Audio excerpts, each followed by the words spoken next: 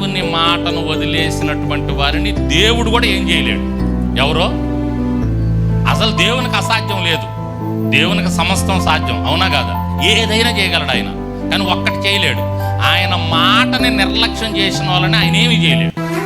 వాళ్ళని కాపాడలేడు, వాళ్ళని రక్షించలేడు. అది దేవుడు చేయలేనటువంటి పని.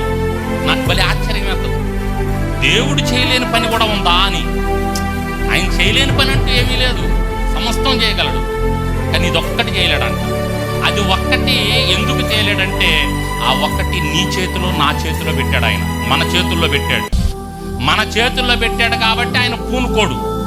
అర్థమవుతుందా? స్తోత్రం చెప్పు ఒకసారి గట్టిగా. అది నీ చేతిలో పెట్టాడు. నీ ఇష్టం నాన్న, నీ చేతిలో పెట్టాను నా మాట, ఇక అది నీ ఇష్టం. నేను దాని జోలికి రాను, దాన్ని నేను పట్టించుకోను. నీ ఇష్ట ప్రకారం నువ్వు జరిగిస్తే ధన్యుడివి. నిర్లక్ష్యం చేసావనుకో నేనేం చేయలేను. ఆ విషయంలో మాత్రం నా ప్రమేయం ఏమి ఉండదు అని అంటాడు ఆయన. స్తోత్రం చెప్పండి.